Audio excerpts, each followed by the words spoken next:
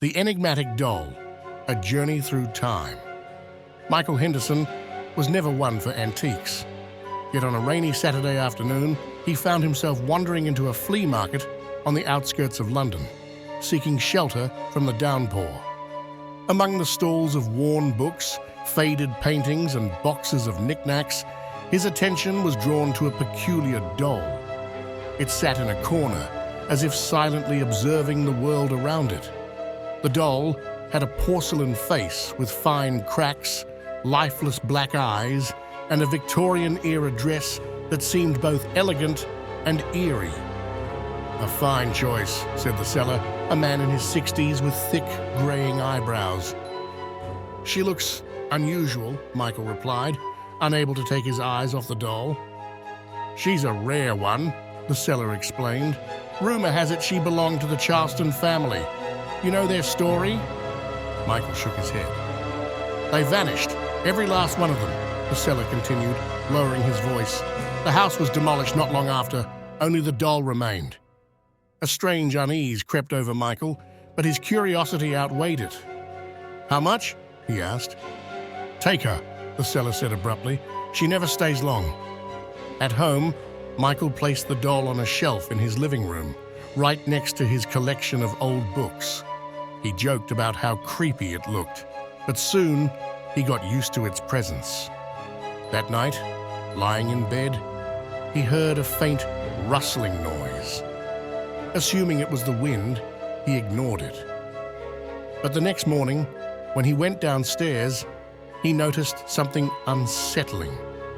The doll's head seemed slightly turned, as if it had moved.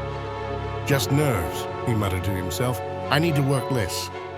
The following night, Michael woke up in an unfamiliar place. The dim light of a kerosene lamp illuminated a room with floral wallpaper and antique furniture. He blinked, disoriented, struggling to comprehend where he was. A knock came at the door. "Thomas, are you ready?" called a woman's voice. He stood and approached the mirror. The reflection staring back at him was not his own. A teenage boy with curly hair and delicate features looked back, wide-eyed. "Thomas, hurry up!" the voice urged again. Michael nodded instinctively, not knowing why, and walked toward the door.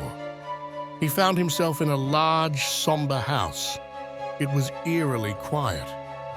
A woman whom he instinctively recognized as his mother seemed tense and preoccupied. Michael, now Thomas, was inexplicably drawn into the life of the Charleston family. Over dinner, he observed the other family members. A stern-faced man he assumed was the father, and a lively 8-year-old girl named Emily, who seemed the happiest of them all. Emily proudly showed off a drawing she'd made of the family, but there, beside them, was the doll. The same doll. "Did you draw her?" Michael asked, though he was sure no one had asked Emily to include it. "She wanted to be in the picture," Emily replied with a smile. Each time Michael fell asleep, he returned to his own time. Yet every night, he was pulled back into the past, inhabiting Thomas's body. Things began to grow more disturbing. Emily started talking to the doll, and at night, her voice echoed from empty rooms. Michael overheard the parents arguing about mistakes of the past and something involving dark magic. One night, he saw Emily rise from her bed and wander deeper into the house. He followed her. She stopped in front of the doll, standing still as if in a trance. Then, in a soft, almost dreamlike voice, she whispered, "She will protect us, but there's always a price." Michael discovered a journal belonging to Thomas's father. It detailed a mysterious woman who had gifted the family the doll, promising happiness and prosperity. Instead, the doll brought fear and misfortune.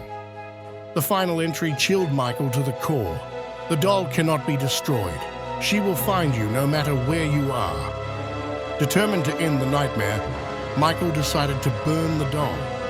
Returning to his own time, he built a fire in his backyard and threw the doll into the flames. Instead of burning, The doll emitted a low, human-like scream. The sound made his blood run cold. In the blink of an eye, Michael was back in the past. This time, the house was nothing but ashes and charred walls. "It's over," came a child's voice. He turned to see Emily standing there, clutching the doll tightly, her eyes locked on his. The next morning, Michael woke up in his apartment. The doll was back on the shelf, untouched, unscathed. He took it back to the flea market. The seller greeted him with a knowing smirk. "Wrong choice, huh?" the man said. "Take it back," Michael said curtly. The seller nodded. "It doesn't matter," he said. "She'll come back." That night, Michael once again woke up in Thomas's body. And this time, he understood there was no escape.